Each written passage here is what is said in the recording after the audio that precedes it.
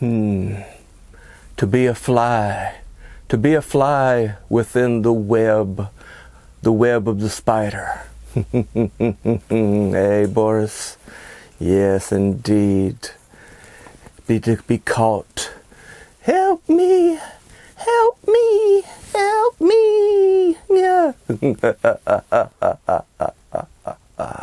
Oh, what sensations it must be, waiting for the last moments, waiting while you're stuck to the sticky vines, while the giant hairy spider crawls ever so closer, ever so closer.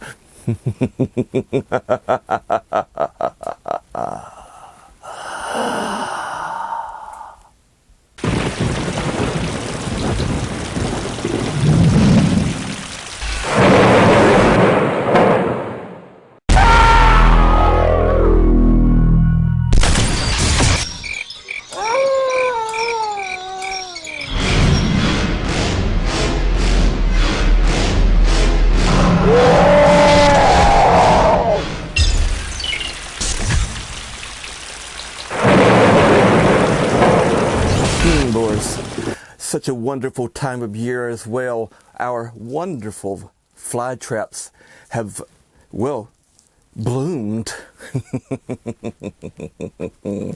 And look at the beautiful cuttings that we have. Be careful, dear Boris. They do bite. You know, this time of year is also known for one other thing. That's bugs, and in particular, flies. I mean, you can't go outside or inside without finding one of those pesky little critters that buzz around your ears. And so, what else is there to do? There's only one thing. Bring out your wonderful Venus flytraps. And so that, well, they'll take care of the little critters, won't they? Is that or lots and lots of spider webs? You know, talking about flies, I think we shall do a classic Boris here at Monster Movie Night. And you are all invited to sit through it, my dear fiends, along with myself, Bobby Gun Monster, and my co-host, Boris T. Buzzard. That's right. It's called Curse of the Fly. It's the third and final chapter of the Fly series of the Lambtree or something like that, their last name. It's a French name, very hard on the tongue sometimes, but very soothing once you get it actually going. But anyway, this particular edition is about the, the descendants or the grandson and great-grandsons of the original Fly. You remember him, right? Ooh, he had a crushing ending to him, as well as a spidery ending as well. You remember that being in the spider web? You saw me a little earlier. That was a little homage to the old original Fly. But tonight is the Curse of the Fly. So let us swing right around here. And stay still, my pretties. Stay still. You'll all go up and catch your own flies here in a bit. But anyway, let's go over here and have it typed in. Curse of the Fly.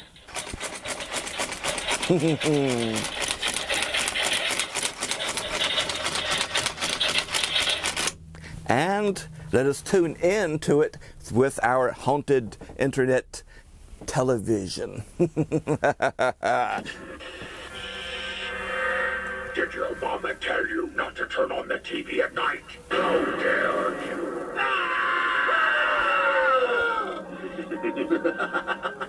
I've been watching you.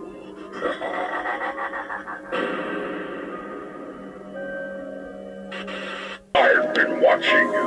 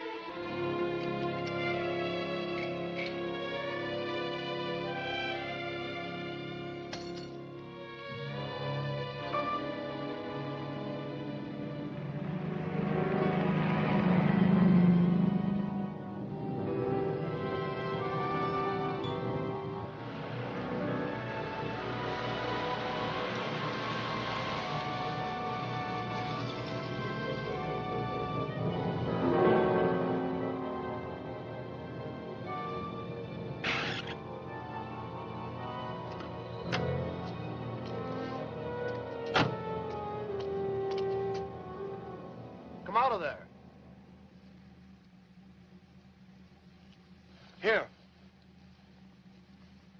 Take my sweater.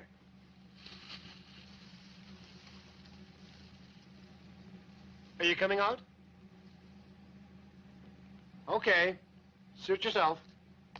Who are you? Martin Delambre. Where are you going? Montreal. Oh, that's where I wanted to go. Like that? Oh, I'm sorry. It's none of my business. Really, it's not what you think. You see, I've been working for a woman writer. And, well, she's been ill for an awfully long time. And her husband... I just had to get away. What, do you want me to take you back and get your things? Oh, no.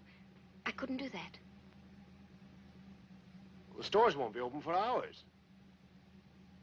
Okay. Hop in. We'll see what we can do.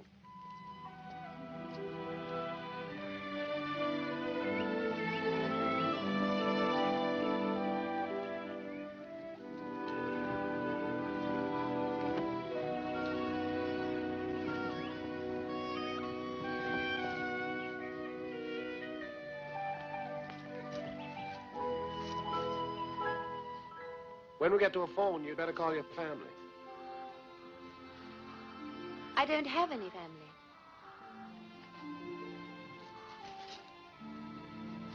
How about friends? None here. Where are you going to stay in Montreal? Do you have any money? No. Hey, not bad. I'll book you a room in my hotel until you get fixed up. I couldn't do that. Thanks a lot, son.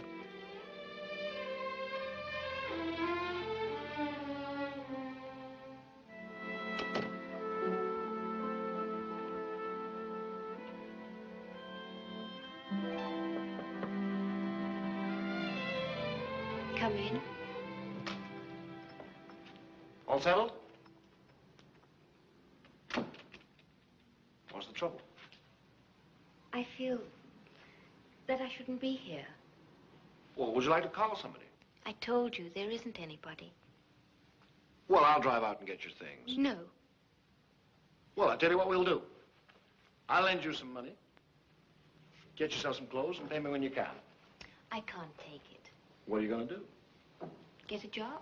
In that dress and tennis shoes? Now, this is just a loan until you can pay me. Now, I've got things to do.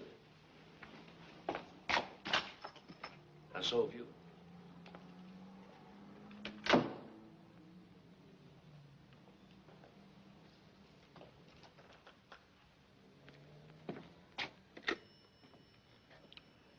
Did you get that call through to my home yet? No, the Quebec number. Well, would you try it again, please? No, I'll wait.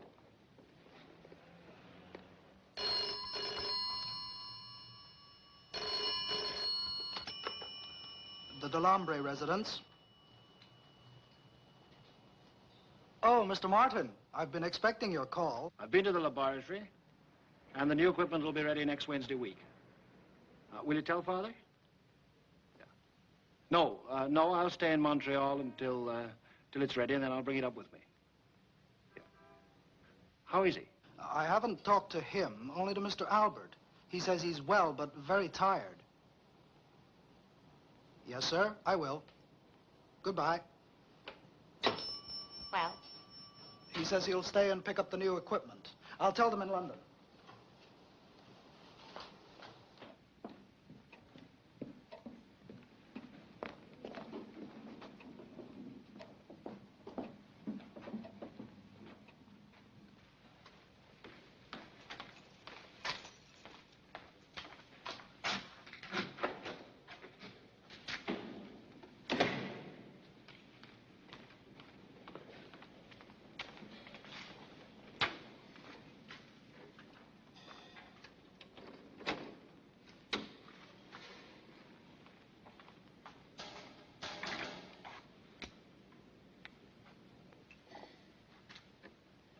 Calling G2FRR London. Calling G2FRR London. This is VE3TTF Quebec. Calling G2FRR London. Are you reading me? Repeat. Are you reading me? VE3TTF Quebec calling G2FRR London. Are you reading me? Albert! Repeat, are you reading me? Over. Okay, Father, I heard it.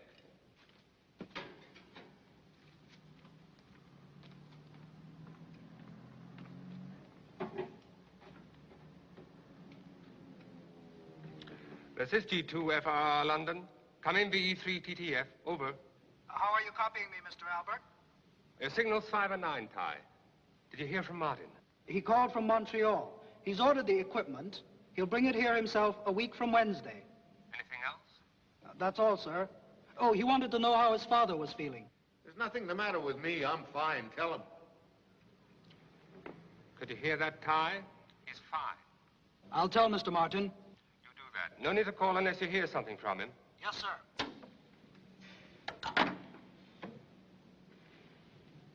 Why don't you tell Martin the truth? I don't want to worry him. We're so close to success. If you won't tell him, I will. I won't have anything more to do with the experiment. 3 generations of Delambres have devoted their lives to this work. You can't leave us now. I'm entitled to a life of my own. I'm simply asking you to wait. For another 3 generations? For just a little while. You can marry a girl then and have your family. The teleporter will replace every known means of transportation. I know all about the dream, Father. It's all I've ever heard. But it doesn't work. What about the failures? Judith, Samuels, and Dill. No great advance was ever made without sacrifice.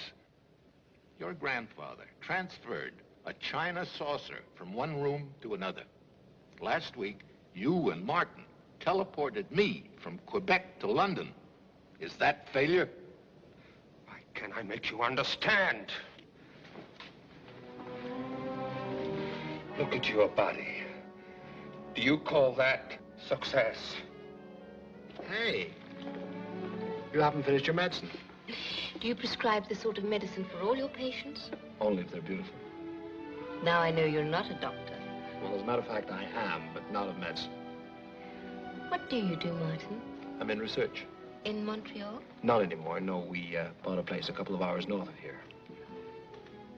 Well, we have a full week to ourselves before I have to go back. And I don't want to start it on an empty stomach. I always do what my doctor tells me.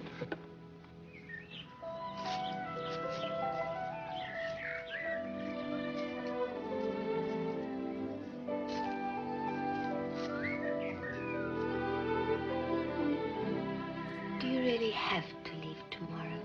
Uh-huh. Why? Why? This is the longest vacation I've had in years. I envy you, Martin. You love your work, don't you? Most of the time. You never talk about your home. What's it like? Oh, it's a great big barn of a place way out in the country on its own. Sounds wonderfully peaceful. Wonderfully dull. That's why I like to escape every now and again. Do you realize I've been here over a week and haven't even looked for a job?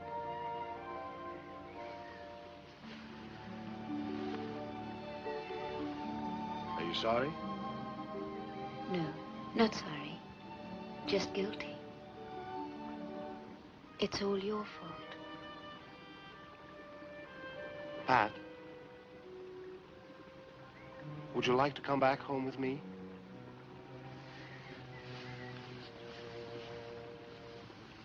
As my wife? But you don't know anything about me. You don't know anything about me either. And I don't need to know.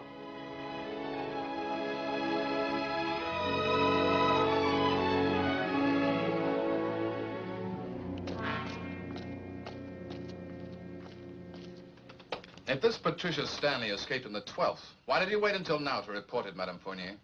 Ours is a private mental institution. We try to annoy the police with our problems as little as possible. You annoy the police a good deal more when you turn a lunatic loose for 9 days without a word to anyone. We did not turn her loose, and she is not a lunatic. She simply suffered from what you would call a nervous breakdown, Inspector Ronay. Suppose you tell me about her.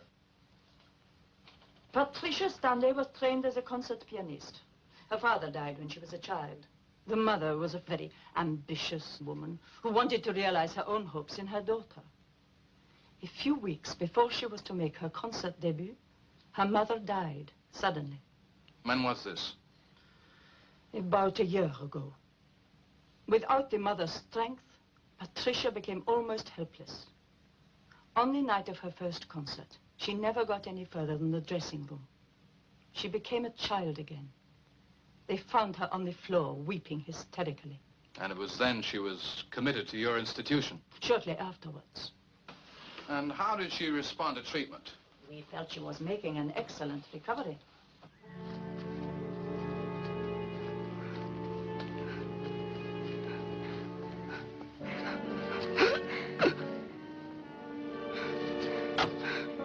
Martin, what's the matter? Are you ill? No. No, I'm all right, but we'd better get back. Quickly, get back into the car. I'll drive.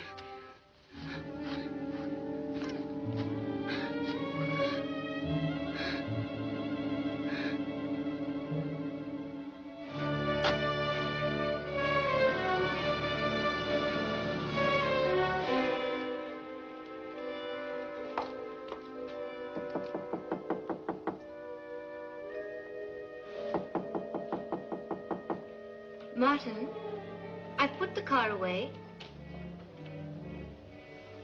Martin, are you all right?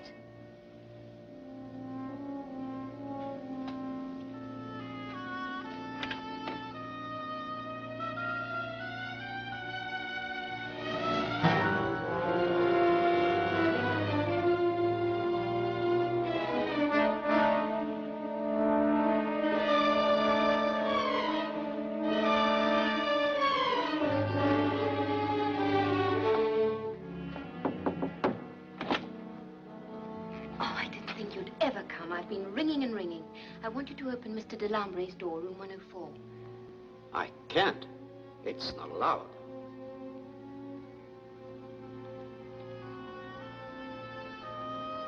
104, you said, miss? Yes. You see, he's been ill, and now he doesn't seem to answer.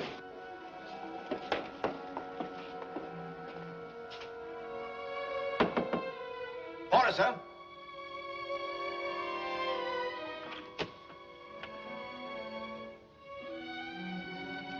Martin, I was so worried. Why didn't you answer? I'm sorry, Pat. I must have fainted or something. Oh, darling.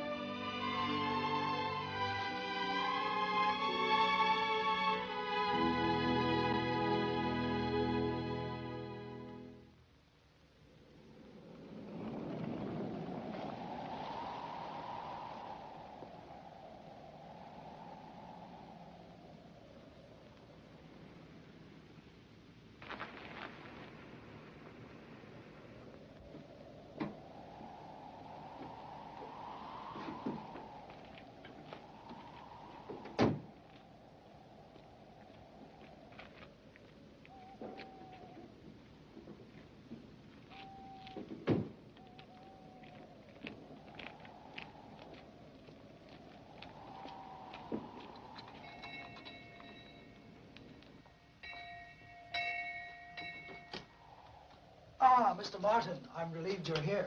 Your father needs you. Ty? This is Mrs. Delambre, my wife. It is a privilege to welcome you to this house, Mrs. Delambre. I wish you much happiness here. Thank you very much, Ty. Oh, This is a surprise, Mr. Martin. Congratulations. Well, thank you, Ty. We'll be in our room. Oh, the things are in the car. Your father, Mr. Martin? He'd like you to call him immediately. What time? On the hour. Did she say where she was going? No, Inspector. Her address doesn't help very much, does it? Why did she leave? I don't know. Did she have any visitors, any phone calls? No, she spent all her time with the gentleman. Gentlemen? The one she came with. They booked in together. He had the room opposite. He left with her this morning. Perhaps his address will be a little more explicit. Martin Delambre.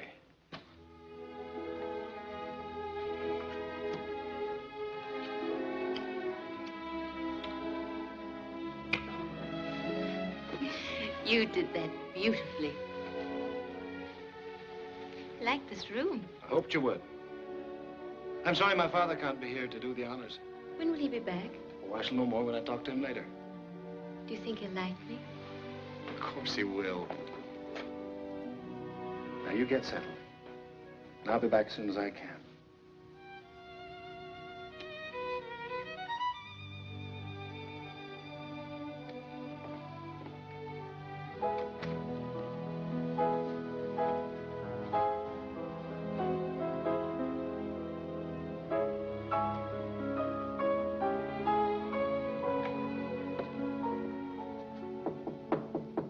Yes? Oh, would you just put them on the bed? Here, let me help you.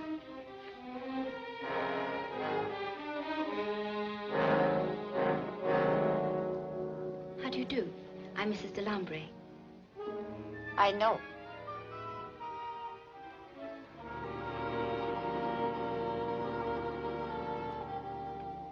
My name is Wang.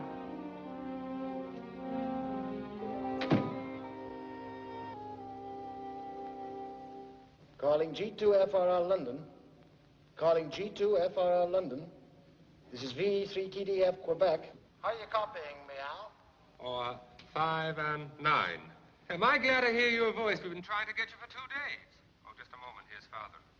Martin, thank God you're back. Did you get the equipment? Yeah, I brought it with me this evening. Hey, what's all the excitement? Well, I don't know how, but the authorities here have found out that I don't have my passport in order. You know what it'd mean if I had to explain how I got here without it. I've been hiding in the lab. Now, you've got to get me back to Canada. How long will it take to install the equipment? Well, several hours. But it should be tested. We haven't got time for testing. I must get out today. I can't let you take that risk. Let me decide that. This is G2FRR London, signing clear.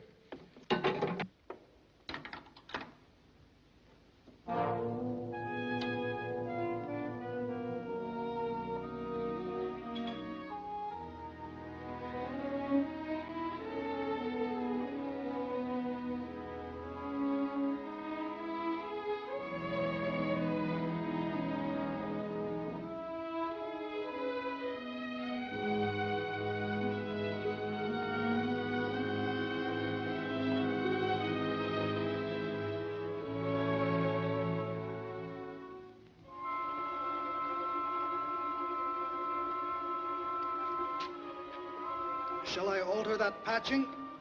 No, I'll give this a fast test first. That ought to do it. Switch on the converter.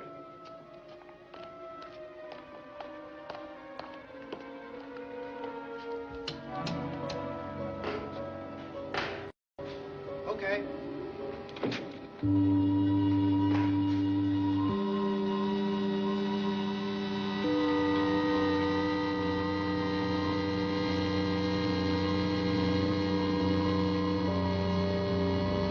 Ready.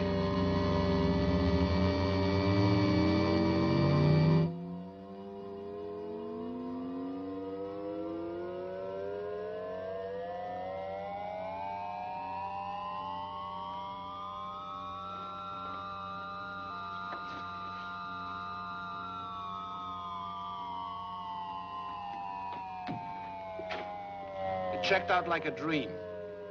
It's 5 o'clock here, so everybody is still asleep.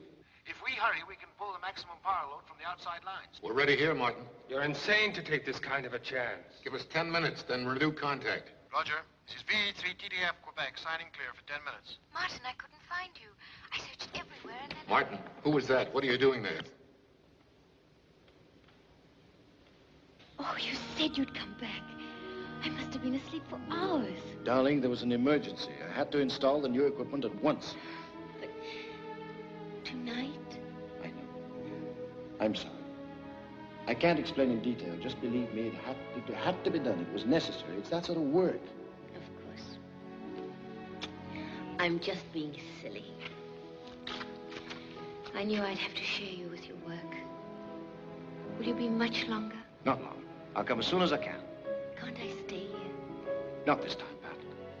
Come on. I'll take you to your room.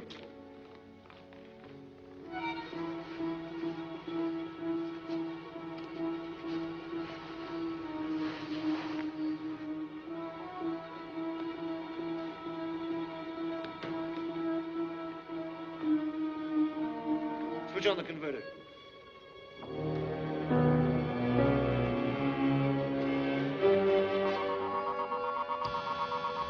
This is V3TDF Quebec, calling on schedule.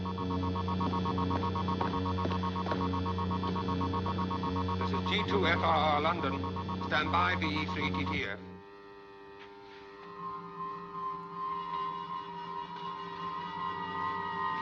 Ready, VE3TTF. Start countdown at 5.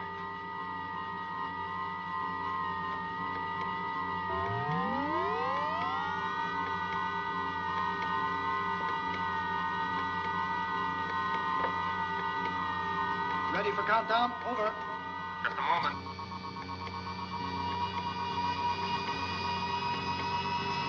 Ready. 5, 4, 3, 2, 1.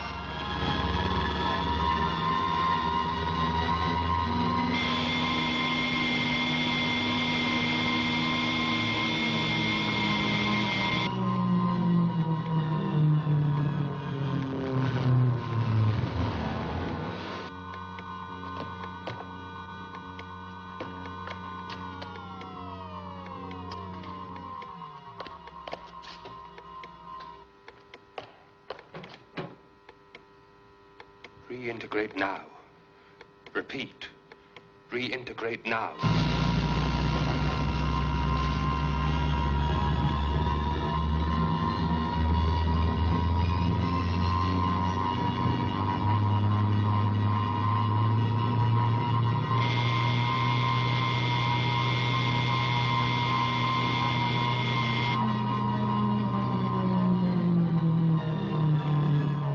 Objective achieved. VE3TTF off and clear.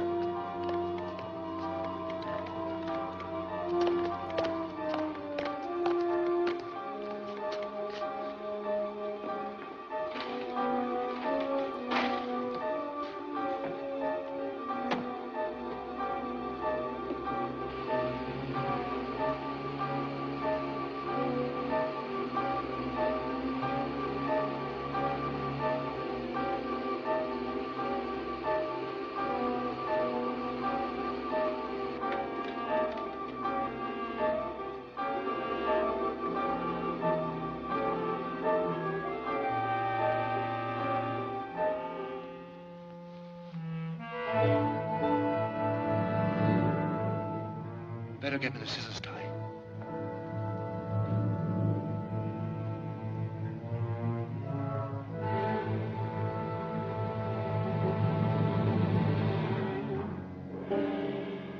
Hello, Martin.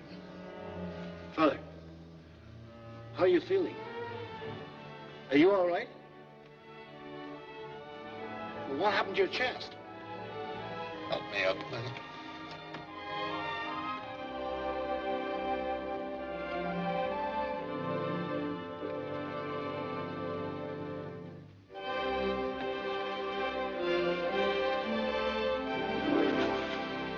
We've won. It works perfectly. What happened to your chest? Well, without the new equipment, there was some radiation burns, but I'm much better now. Here, let me see. I must talk to you first. Thank you, Ty. We better get you to bed. Martin, earlier on the radio, I heard a woman's voice in this laboratory. It wasn't Juan's. No, it wasn't. Ty, would you mind? I'll get your bed ready, sir. It's good to have you home. No, I have to tell you, Father. Still don't know how to say it. In Montreal, I met a girl, and we were married yesterday. That's impossible. You can't. It's done, Father. Send her back. You mustn't do this to her. I can't. My God, if you won't understand, who will?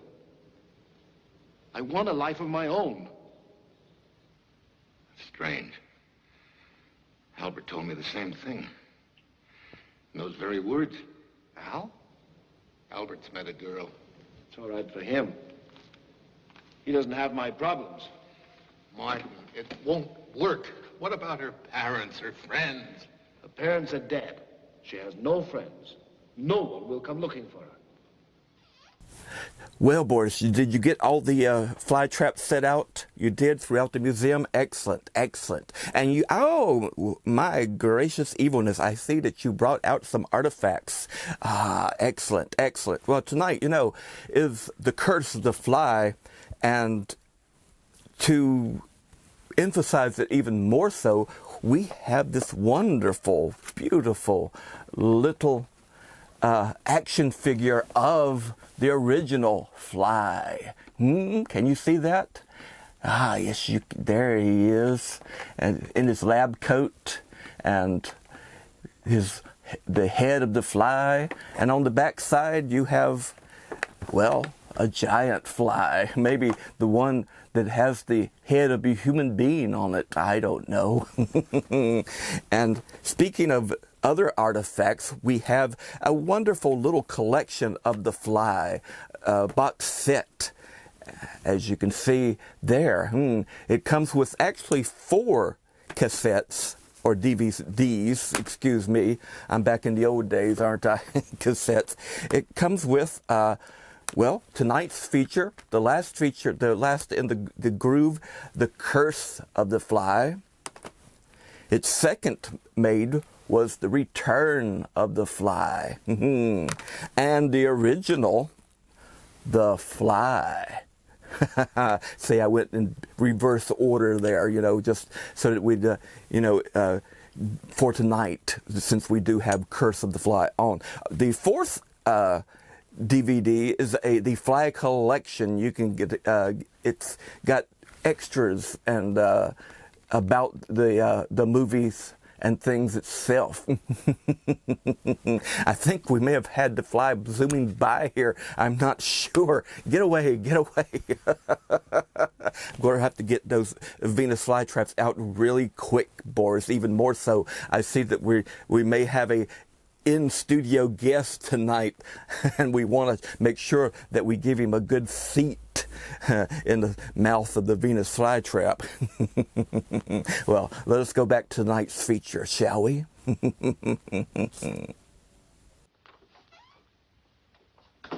made an appointment with Inspector Charras, ex-Inspector Charras, really, for this afternoon at 4. I do not see what this has to do with finding Patricia Stanley. You will when Inspector Charras tells you about the Fly. What on earth are you talking about? I thought you might remember. Inspector Charras was on the original Delambre case before the family moved from Montreal. So this Martin Delambre has been involved with the police before? Not Martin. His grandfather. Inspector René, I'm not really interested in Martin Delambre, let alone his grandfather. I am only interested in finding Patricia Stanley.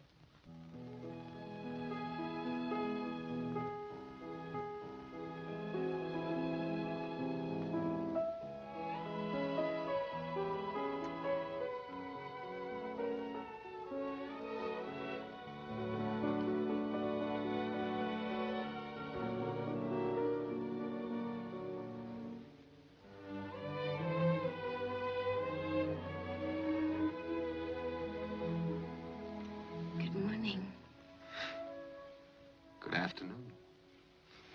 Is it that late? It's after 1. My father's here, What, here in the house? waiting to meet his daughter-in-law. I bet he won't wait much longer.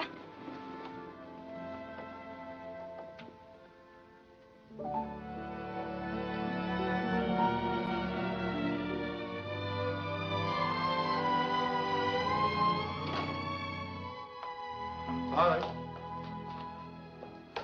This is Pat. Welcome, my dear. You are a pleasant surprise. Thank you.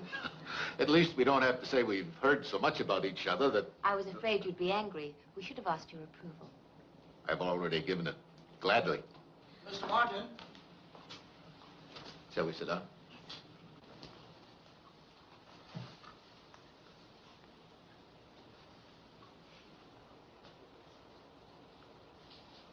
Did you have a pleasant trip? Excellent. I didn't expect to meet you so soon. I thought Martin said you were in London. Well, travel is so much quicker these days. One can get any place almost in a flash. There's someone at the gate. I think I better go myself. Anything I can do? Yeah. Keep Patricia entertained until I get back. I'm afraid that's easier said than done. We keep pretty much to ourselves here. I hope you won't find us boring. Oh, not with this lovely piano here. Do you play? Oh, yes. That is, I did, but I'm out of practice. I wouldn't use that one if I were you. It really shouldn't be in this room. It's much too damp. Why, it has a lovely tone.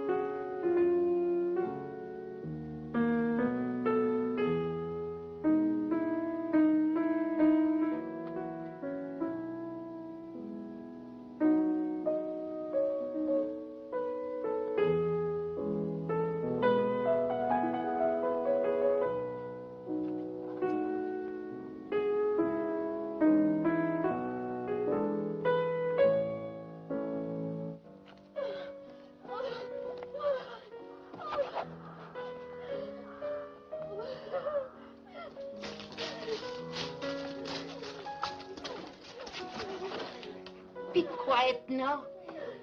Be quiet, Judith.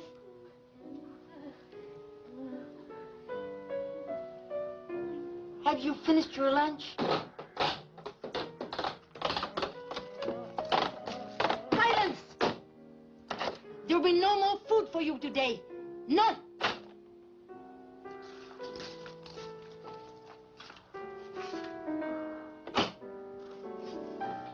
I'll take the dish.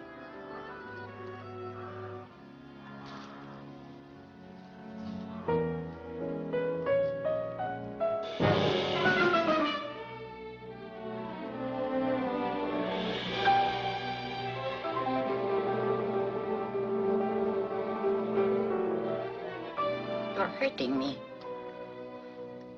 Let go, Judith.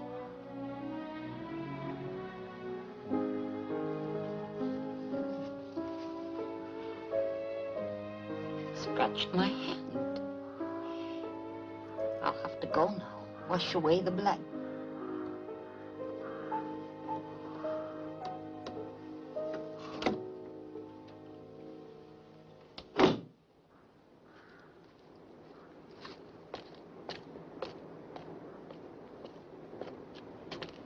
I'm Martin Delambre. You wanted to talk to me? I'm Inspector Ronet. What have you done with Patricia Stanley? Who are you? This is Madame Fournier. Miss Stanley never mentioned you? That does not surprise me. Madame Fournier operates the asylum from which Miss Stanley escaped. The girl's mentally ill, Mr. Delambre. We'll have to take her back. So she did not tell you about that. Where is she? Miss Stanley and I were married yesterday. I do not believe you. I don't care what you believe. I am responsible for Patricia. I have a right to see her. Absolutely not. She's within her rights, Mr. Delambre. Do you have a search warrant? It'll be a simple matter to get one. Madame Fournier was anxious to avoid unnecessary publicity.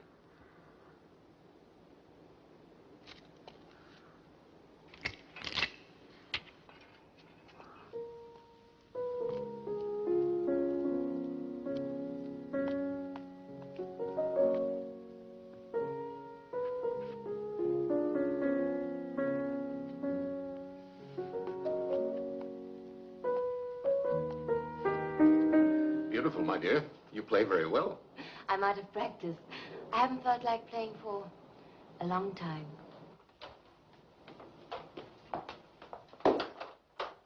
Pat. Martin? Who are these people? It's Inspector Ronnie and Madame Fournier. I told them that Pat and I were married, but they wouldn't believe me. I assure you they are. I'm her father-in-law. I should know. Well, I asked Ty to get me this. If you won't believe me, perhaps you'll believe a certificate of marriage. It's genuine. I think you should know that your daughter-in-law was being treated for a mental ailment. She appears to have made a remarkable recovery since leaving your hands. We will require a full release, of course. You send the papers along in the post, Inspector. We'll sign anything you want. I'd like to speak to Madame Delambre, if I may. I think, Inspector, that my wife has been disturbed enough today. Ty, would you show them out, please?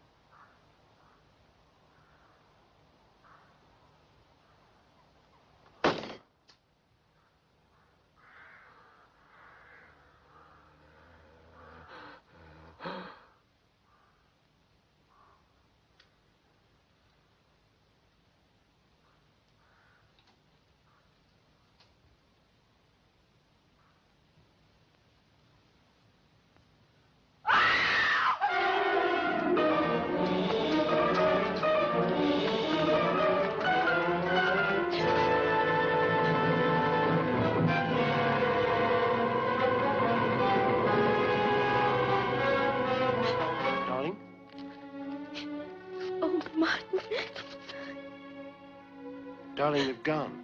They won't bother you again. Martin, I saw something. Where? Over there.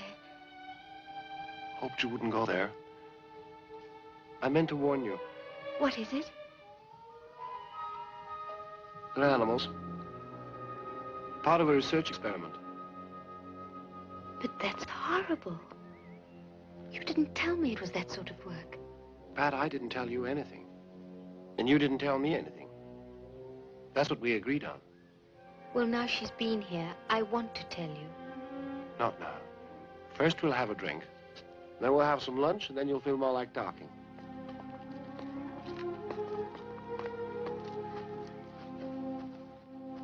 Insulted me. I'd have warned you against marrying a scientist. I'm not sorry. The work with animals distresses you, though. I know. I watched you when Martin was explaining. Well, if Martin has to do it, I'm sure it's all right. Until you understand our work better, I suggest that you avoid the animal cages. I will. And thank you for not minding about me. What are you going to do now? Unpack. All right. I've got some work to do with Father. Come down as soon as you're finished, and I'll show you the grounds. All right.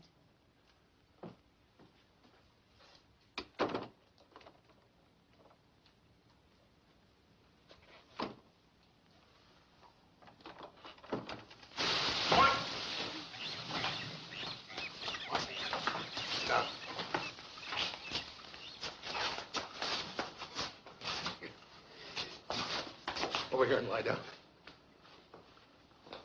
Easy.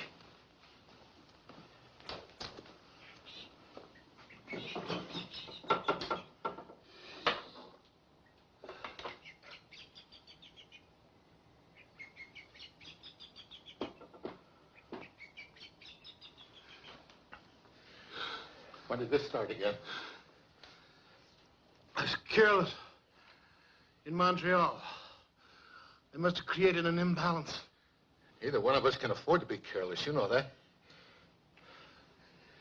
Martin, this marriage is forcing our hand. We can't work in secrecy much longer.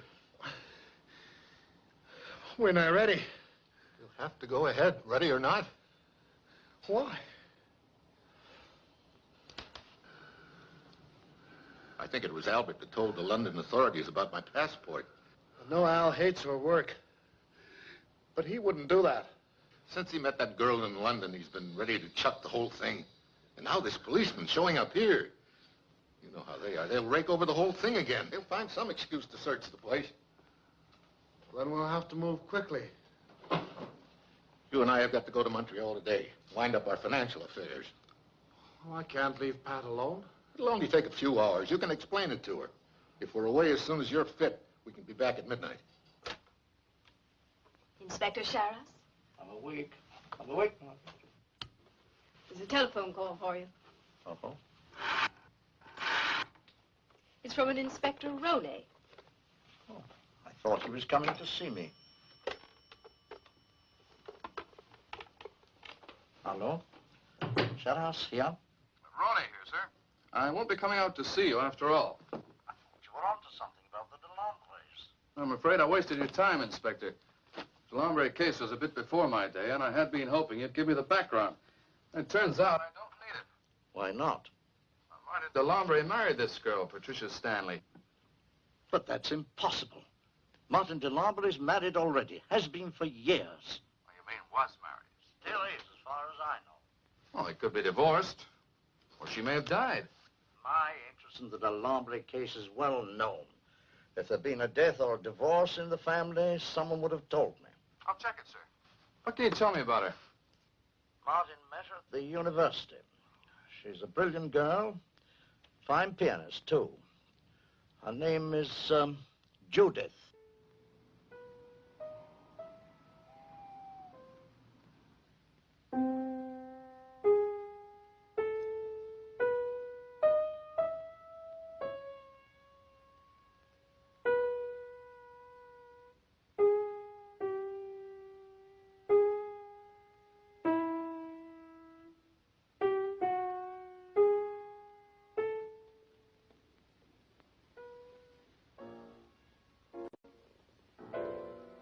Martin.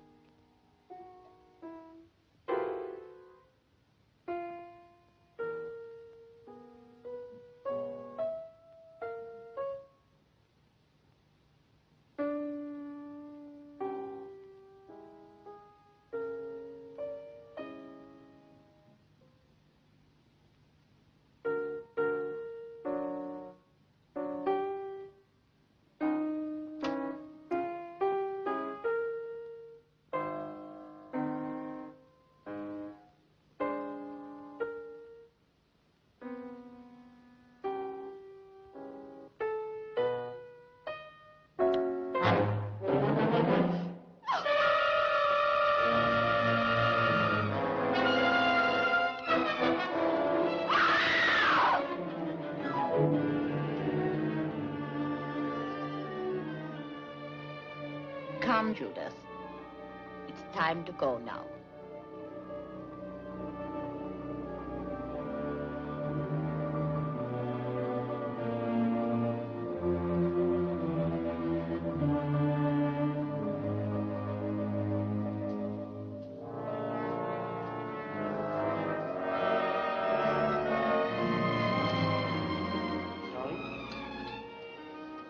Darling. Darling. You've been having a nightmare. Oh, Martin. It was all just a bad dream. No. No, it wasn't. It all happened. I went down, and that woman thing was playing. It isn't possible. Martin, it was real. Juan was there.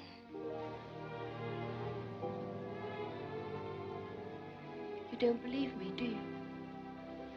We better have Juan up here. I'll get her. Martin, you've got to believe me. I did see it. It was...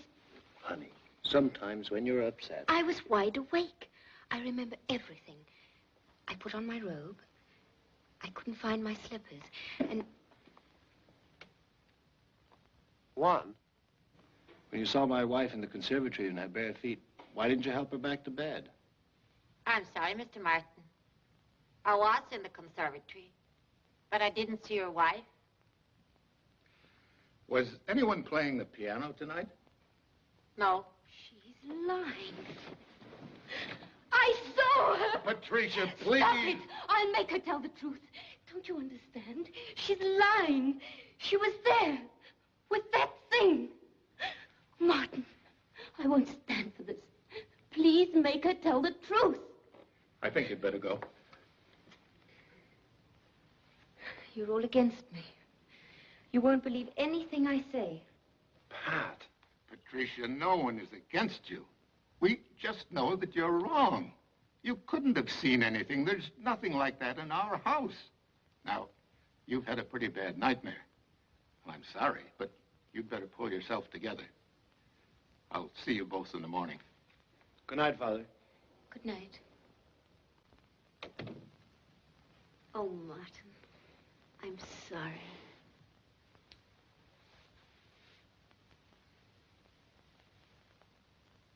Come on.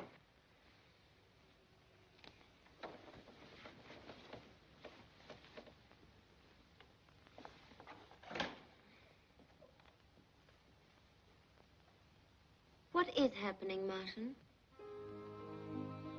Happening? I know I wasn't dreaming, but that means that horrible thing is in the house. And that can't be true. So what is happening to me? Am I... Pat. Pat! It was only a nightmare. You must believe me. You must trust me. However real anything may seem.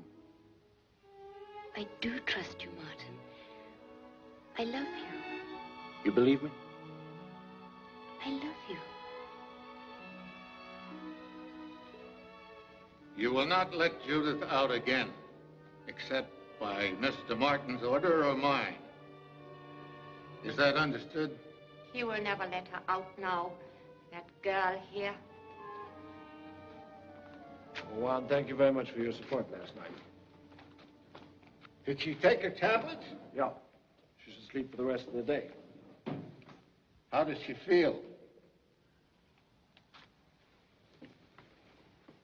She thinks she's going mad. Might be better if I just simply told her the truth. You can't. I can't stand by and let that happen to her. Good God, Father. Hasn't she been through enough? Martin, we can help her. We can help ourselves, too, at the same time. We can save everything we've worked for, and we can show her there is no creature in our house. But we've got to have strength. Go on. We've got to teleport Samuels and Dill to London immediately. And we've got to get rid of all evidence before that detective comes back. What'll happen in London? Albert will dispose of them. He won't do it. Then I'll have to give him no alternative. Remember, Albert is in this as deep as all of us. You've got it all figured out, haven't you, Father? Well, they're no longer human. They're just suffering animals. And you'll have to show Patricia the empty cages to convince her, you know. You haven't mentioned Judith. Do we teleport her? Since you've remarried, I think that decision is up to you.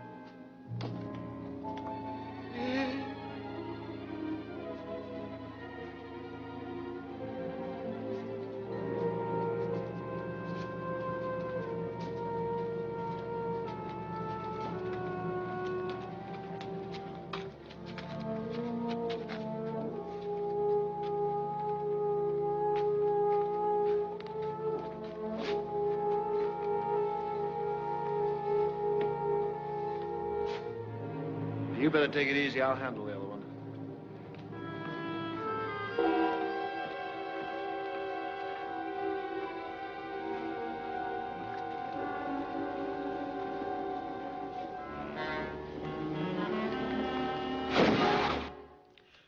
That was the original laboratory in which Martin's grandfather made his first experiments. He disintegrated an object in one glass case and reintegrated it in the other. Ultimately, of course, he had to find out if he could do it with a human being. And he tried it on himself? Tragically, yes. But he failed to notice there was a common housefly in the case with him. And when he reintegrated, he was like that. It's unbelievable. I didn't believe it myself. When his wife told me, I thought she was deranged. And then I saw it. You saw the fly? Yes. That was the beginning of the curse of the Delambres, the curse of the fly, you may say.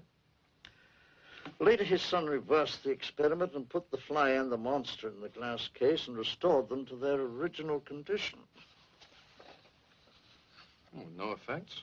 No deformities? None that you can see. Flies, you know, have a brief span of life, usually dying off in the cold of the first winter. Martin and his father are affected by cold and also at times by a premature and very rapid aging. They have to have regular injections of a special serum. The other brother, Albert's quite normal.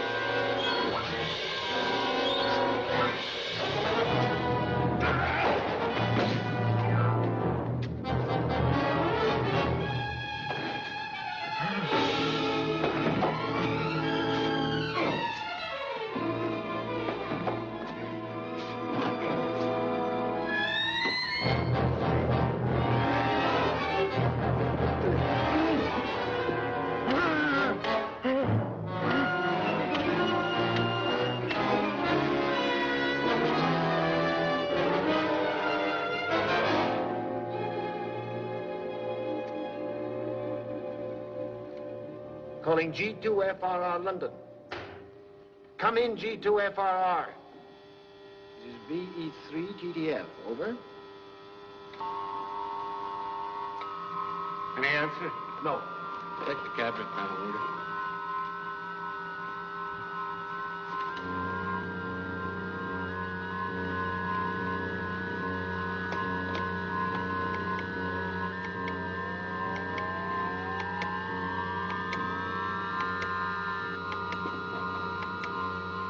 Isolator on.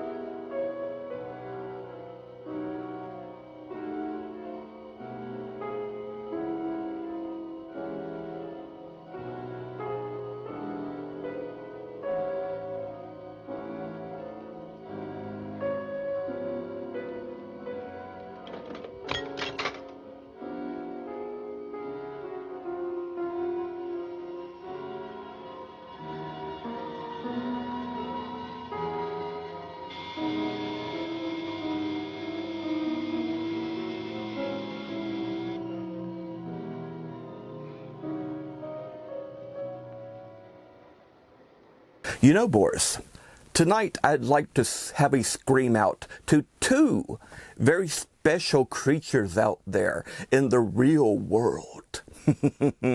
One is Frank the Gargoyle, and the other is Boris the Skeleton, the 12-foot skeleton.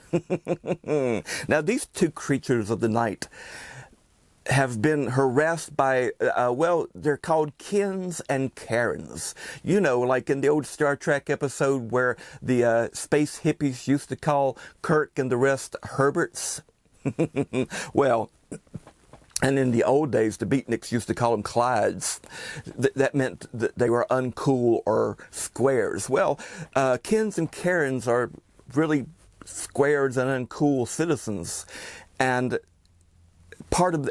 these particular brands was part of Frank and Boris's neighborhoods, and well, technically they're the fiends that they live with neighborhood. They all live together, and anyway, they seem to have sent in anonymous letters complaining about Frank the Gargoyle and Boris the Skeleton. Now, what could they complain about, you might ask? Well, the thing is, not only did the good people that owns Frank and Boris have them out for Halloween, they kept them out all year long, which I see nothing wrong with myself. Do you, Boris? No, my gracious evilness. Well, anyway, they didn't just stop at having them out. They would dress them up for different holidays and special events, and such as this. Let's take a look at both Frank and Boris here, and you'll see what I'm talking about.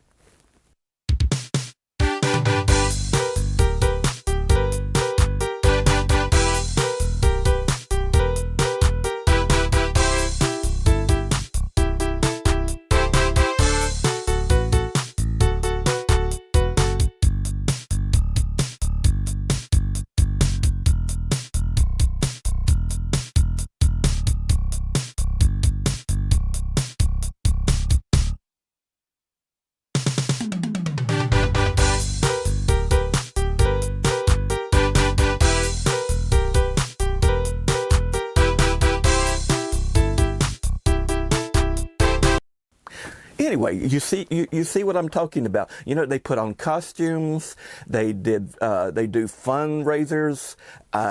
They make awareness of things that's going on in the neighborhood, in their in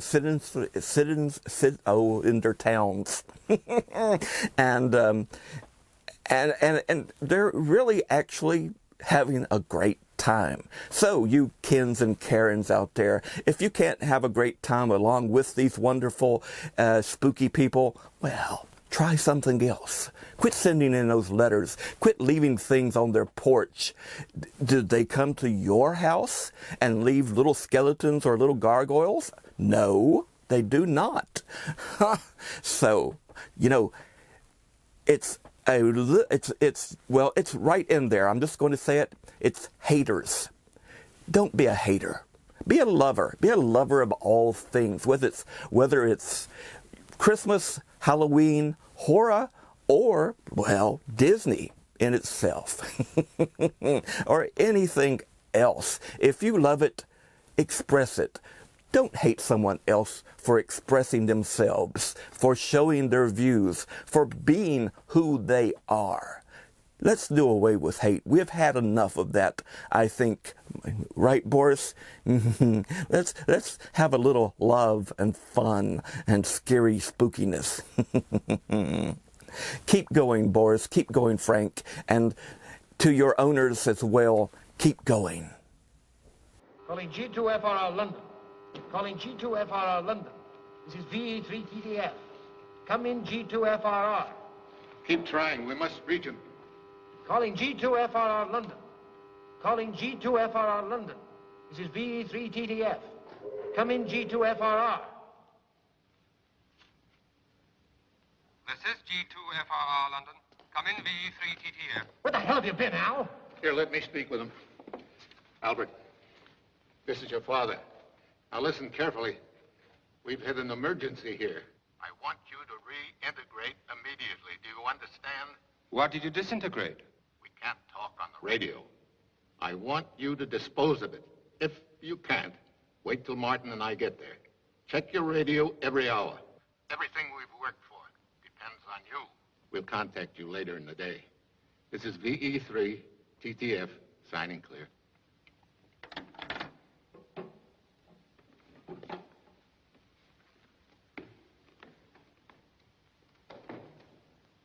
Put them both through. How will they reintegrate? I don't know, Martin. A mass of cells, probably. But easier to kill than an animal, even for Albert. Will I become like you? We're scientists. We have to do things we hate that even sicken us.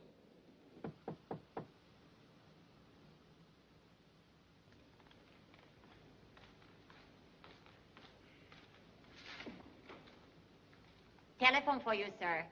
It's Inspector Ronnie.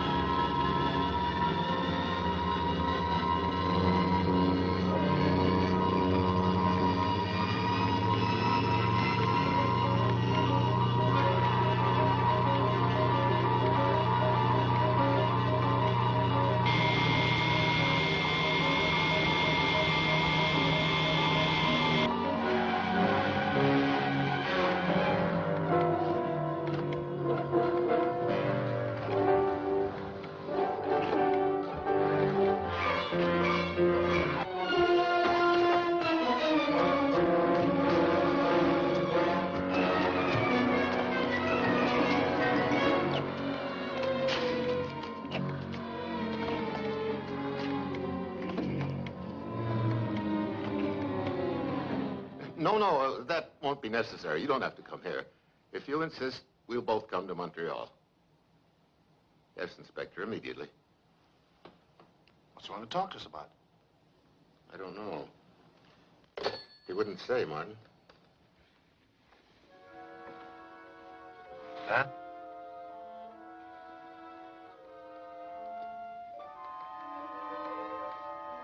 Pat.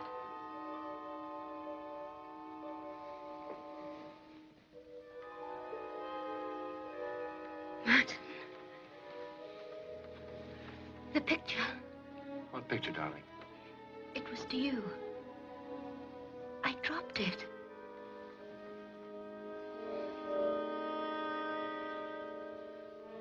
There's nothing there. Here. I didn't dream it. What was the picture, darling? A woman. Oh, I can't remember. It was a dream. It's fading already. Now, you settle down and take that tablet. By the time you're awake, Father and I will be back Where are you going? to Montreal for a few hours.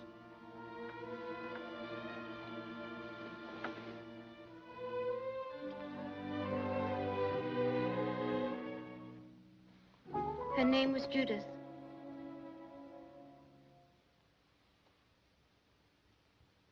That means something, doesn't it? It said, to Martin, all my love, always, Judith. There was a Judith once. But believe me, there's no photograph here. There hasn't been for a long, long time. Well, then how do I know?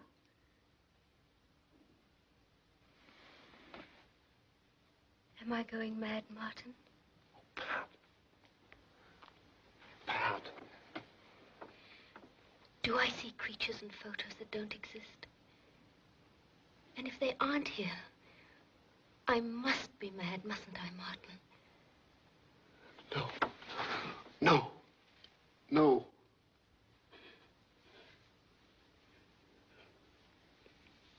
Tell me.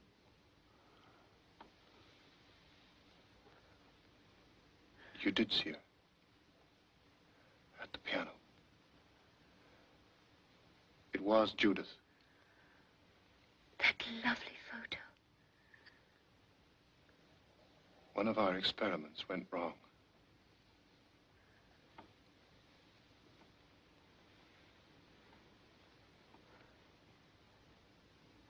I want to tell you the truth. It isn't animals. It's people. Oh, my God.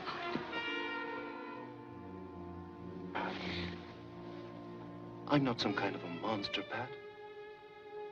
I'm doing this because this machine could be a great and wonderful gift.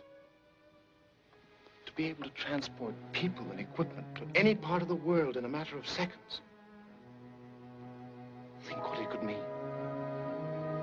Wherever there's a flood, or a disaster, or an earthquake, we could get the best surgeons, the best engineers, the best equipment there in a matter of seconds.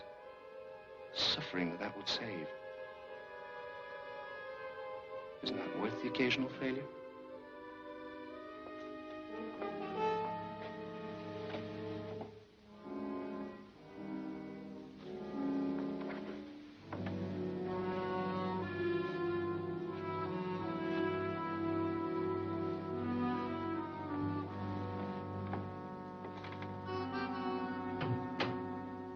Judith Delambre can't have disappeared into thin air. You must have some idea where she went. None at all, Inspector. There wasn't any attempt made to find her. My son's wife left him, Inspector, of her own free will. Martin got a Mexican divorce, and we haven't heard of her since. You have the papers, naturally. Not with us. I'd like to see them tomorrow. Do you recognize these two men? Yes. Samuels and Dill. Where are they now? They work for us. as lab assistants. They were exchange students. When their terms ran out, they returned home. I have their addresses at the house. I still hear from them. That would be very helpful. I don't mind telling you we've been unable to contact either one. We're only too glad to help, Inspector. Thank you. I'll see you tomorrow, then. You can depend on it. Goodbye, Inspector.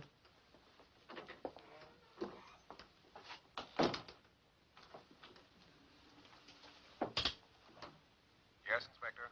See if Judge Gerard is in his chambers, will you? I need a search warrant.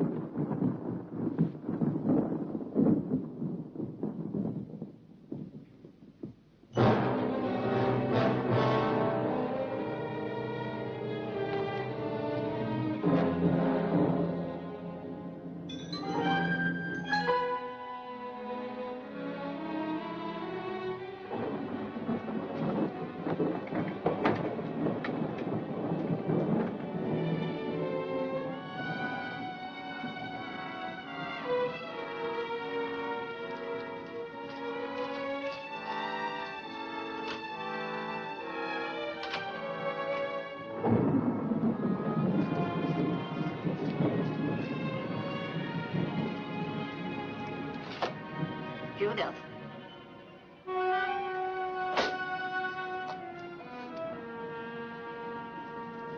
She's in the bedroom, Judith.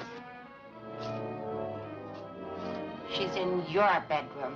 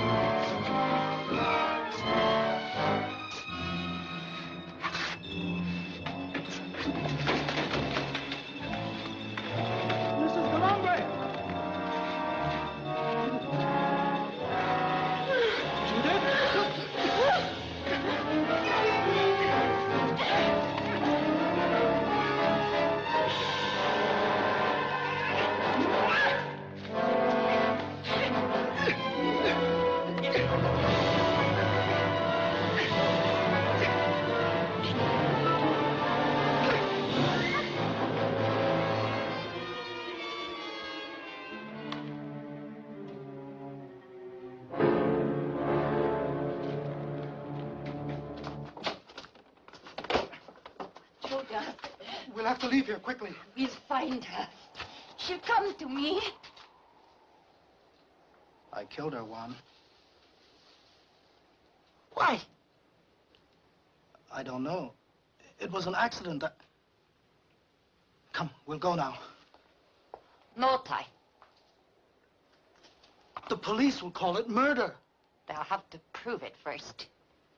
Mr. Martin will never forgive us. We'll say she ran away. Does that girl know?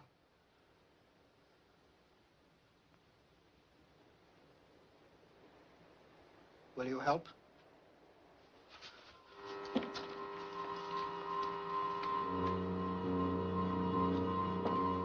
We'll be ready in a minute.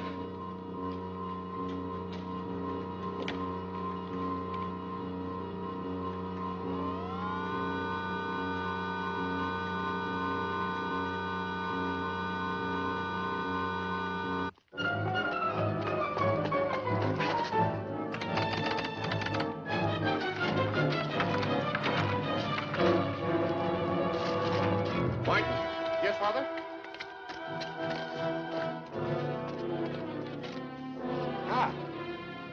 I'll get the car.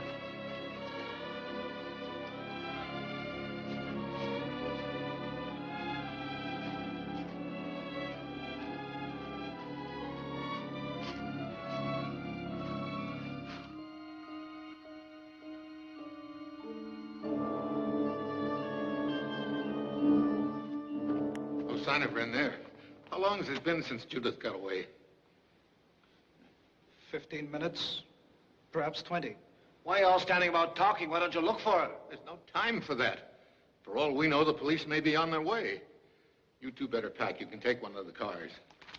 Ty, Martin will need you before you go. He'll call you. I can't bring her to. Just as well. She's in shock. Nothing serious. We've got to let her go. We've got to get away and leave her. Had no right to marry her. We can't leave her, Martin. Not now that you've told her. It'd ruin us. It'd be the end of all of this. We've got to teleport her to London. No.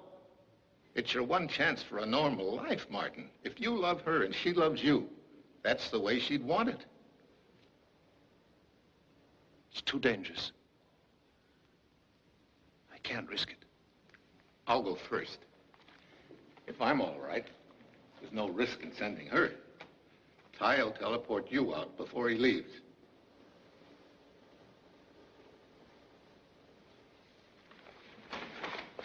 Albert, listen to me. You've got to help us. The police will be here any minute. No. I'm finished. Father, you're not God.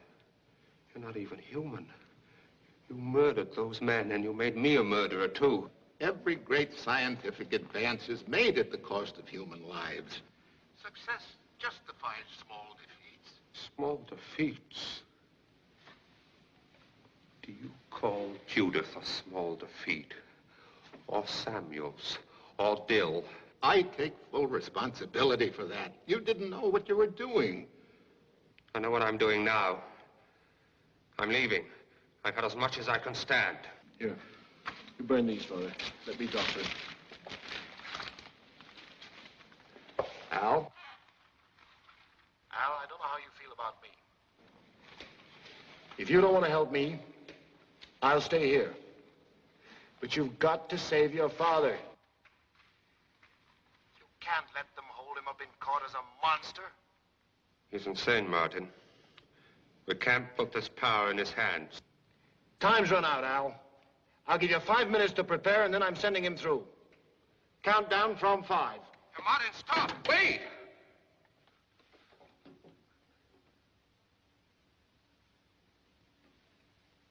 Think he'll do it?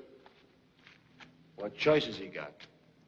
He really thinks we're monsters, you know? Wish to God I could be as certain as you are that he's wrong.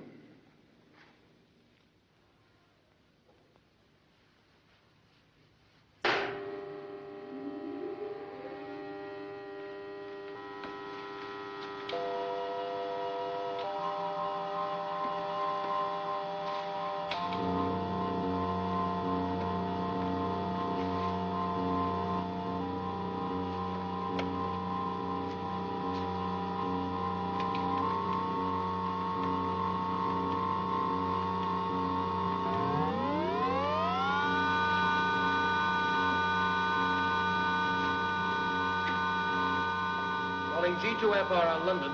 Calling G2FRR London. This is VE3TDF. Come in, G2FRR London. Martin, wait. Listen to me. Starting countdown at 5. Repeat, starting countdown at 5. Martin, for God's sake, wait! Listen to me! 5, 4, 3, 2, 1.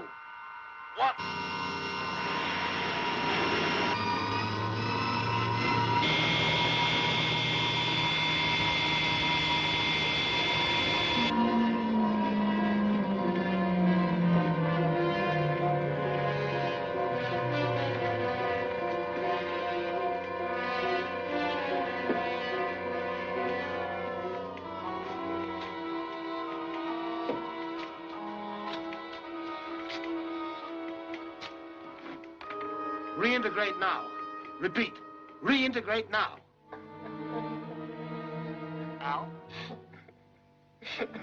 Al, are you there? Calling G2FRR London. Calling G2FRR London. This is VE3TDF Quebec. Reintegrate now. Repeat. Reintegrate now. Calling G2FRR London. Calling G2FRR London. This is VE3TDF Quebec.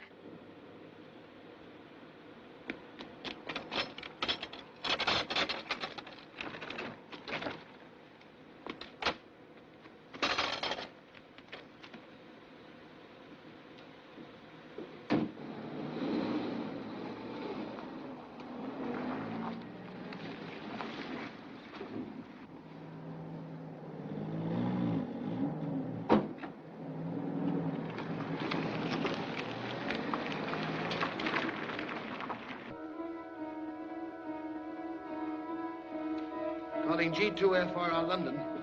Calling G2FRR London. This is VE3TDF Quebec. Come in, G2FRR London.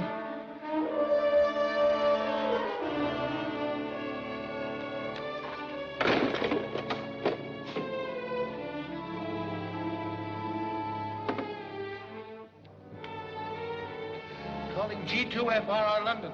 Calling G2FRR London.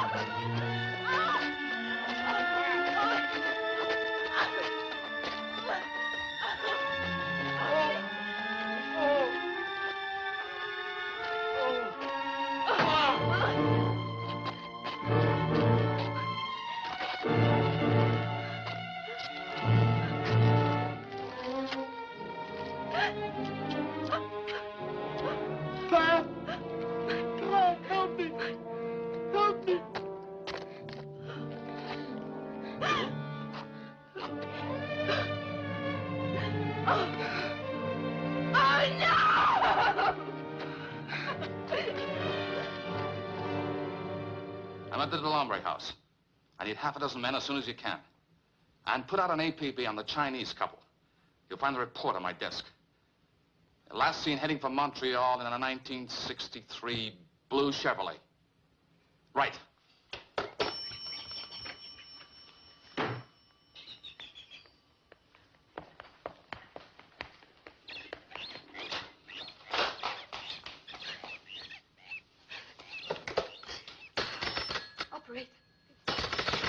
Operator! Operator, please help me. Mrs. Delambre? Who are you? I'm Inspector Ronet. It's Martin. He's Where is he? outside. I don't want to leave you alone, Mrs. Delambre. Do you think you're strong enough?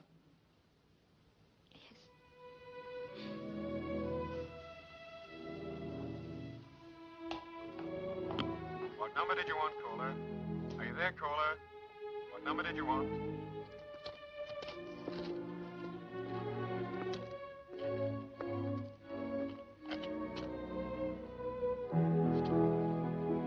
Wait here.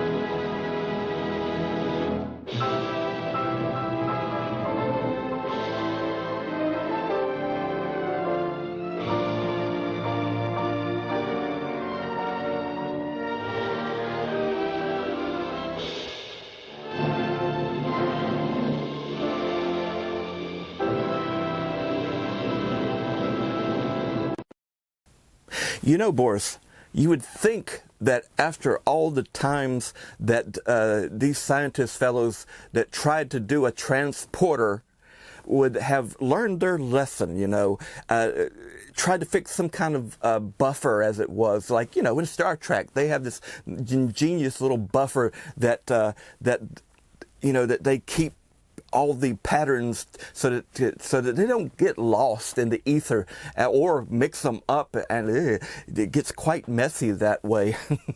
But it does come up with some interesting ideas and twists. Well, a bad joke there, I know, but it is a pun, or a puny pun. Who knows? But we hope you enjoyed tonight's feature, Curse of the Fly, and we hope that you'll take a little something from it. Well, if you're going to experiment and make yourself a transporter, try to get a buffer in there. And you know, don't send yourself or your kids or their wives, you know, in first, you know.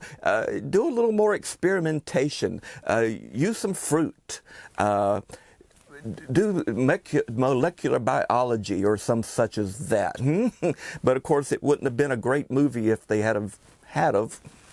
Well, anyway, my dear fiends, thank you for coming in once again to our wonderful monster movie night here at Gargoyle Manor, the Monster Museum. I, Bobby Gun Monster, and my co-host, Boris T. Buzzard, signing off to you, and as always, keep screaming.